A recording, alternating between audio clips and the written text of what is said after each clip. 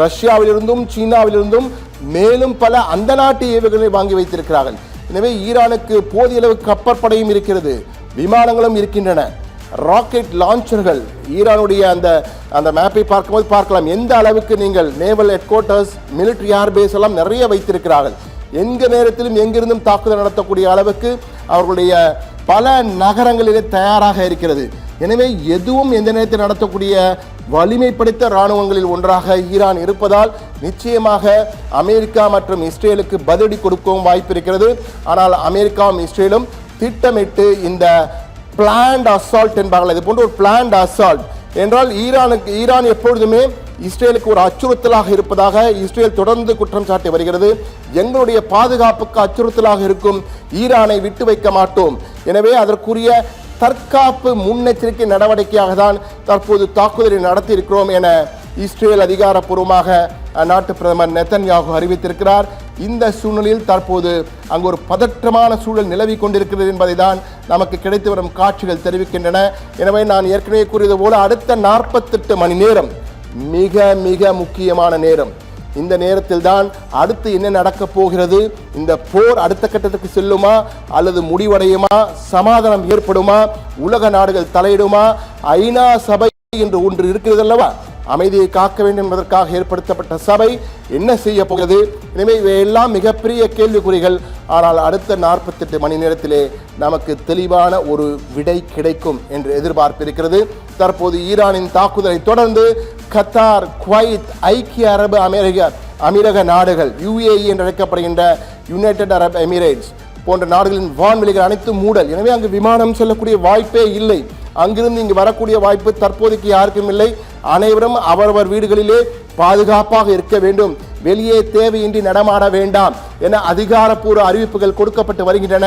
Qatar நாட்டில் மக்கள் யாரும் வெளியே வர வேண்டாம் என அந்நாட்டு அரசு அதிகாரப்பூர்வமாக எச்சரிக்கை அறிவுறுத்தலை கொடுத்திருக்கிறது.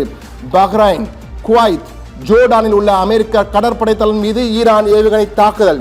ஏற்கனவே நாம் கூறியிருந்தோம் அமெரிக்க நிலைகள் மீது தாக்குதல் நடத்தும் என்று. தற்போது அந்த தாக்குதல் தொடங்கி இருக்கிறது. எனவே ஈரானில் குண்டுமழை பொழியும், ட்ரம்ப் வார்னிங் கொடுத்திருக்கிறார். ஈரானின் அனைத்து இடங்களிலும் குண்டுமழை பொழியும், அமெரிக்க அதிபர் ட்ரம்ப் எச்சரிக்கை கொடுத்திருக்கிறார். நெத்தன்யாகு ஒரு பக்கத்திலே பேசிக் கொண்டிருக்கிறார், ட்ரம்ப் ஒரு பக்கத்தில் பேசிக் கொண்டிருக்கிறார். இந்த பக்கத்திலே ஈரானின் இராணுவ அதிகாரிகள் எல்லாம் பேசிக் கொண்டிருக்கிறார்கள். ஈரானில் ஆட்சி மாற்றமே தங்களின் இலக்கு. மிக தெளிவாக ஈரான் அரசை நாங்கள் கைப்பற்றுவோம், ஆட்சி மாற்றம், ரெஜிம் சேஞ்ச் என்ற வகையில் ஏற்கனவே கூறியிருந்தார். அதைதான் தற்போது அமெரிக்க அதிபர் ட்ரம்ப் அதிரடியாக அறிவித்திருக்கிறார். அமெரிக்க மக்களின் எதிர்ப்பு நிலையை பதிவு செய்யவே ஈரான் மீது நாங்கள் தாக்குதல் நடத்தியிருக்கிறோம். அமெரிக்க மக்கள் சார்பாக அமெரிக்க அதிபர் தற்போது முடிவெடுத்து நடத்தி கொண்டிருக்கிற இந்த யுத்தத்தை என கூறியிருக்கிறார். தற்போது தொடங்கியிருப்பது மிகப்பெரிய இராணுவ தாக்குதல் நடவடிக்கை. It's a very big military operation என்ற வகையிலே அவர் தெரிவித்திருக்கிறார். எனவே ஈரானை அணு ஆயுதம் இல்லாத நாடாக மாற்றுவதே தனது லட்சியம் என அமெரிக்க அதிபர் தெரிவித்து இதற்கு கடுமையான விமர்சனங்கள் வரும். மற்ற நாட்டிலே நீங்கள் எப்படி ஈரானில் நீங்கள் தலையிடலாம் என்றெல்லாம் கூறுவார்கள். சீனாவும் ரஷ்யாவும் சும்மா இருக்காது, நிச்சயமாக அவர்களும் ஈரானுக்கு ஆதரவாக கருத்துக்களை தெரிவிப்பார்கள். எனவே இந்த யுத்தம் என்பது உடனடியாக நிற்குமா அல்லது கடந்த ஆண்டு ஜூன் மாதம் 12 நாட்கள் இந்த யுத்தம் நடைபெற்றது. பெரும் பாதிப்பு இரு பக்கத்திலும் ஏற்பட்டது. இஸ்ரேலிலும் ஏற்பட்டது, ஈரானிலும் ஏற்பட்டது, அமெரிக்க நிலைகளுக்கும் ஏற்பட்டது.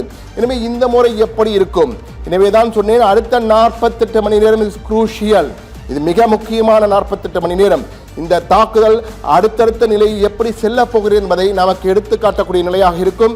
எனவே தொடர்ந்து சத்தியம் தொலைக்காட்சி உங்களுக்கு அப்டேட்டுகளை உடனுக்குடன் அங்கு என்ன நடக்கிறது, மத்திய கிழக்கின் நிலை என்ன என்பதை தத்ரூபமாக உள்ள நிலையை உள்ளது உள்ளபடியே இல்லதை இல்லதென்றும் மிக தெளிவாக உலகிற்கே சத்தியம் தொலைக்காட்சி மூலமாக உண்மையை சொல்ல இருக்கிறோம், உறக்க சொல்ல இருக்கிறோம். எனவே தொடர்ந்து இணைந்திருங்கள் சத்தியம் தொலைக்காட்சியுடன். இந்த போர் மட்டுமல்ல மற்ற செய்திகளும் தலைப்பீசிலும் சுட சுட உங்களுக்காக காத்திருக்கிறது. எனவே மீண்டும் ஒரு சிறப்பு சந்திப்போம். நன்றி, வணக்கம்.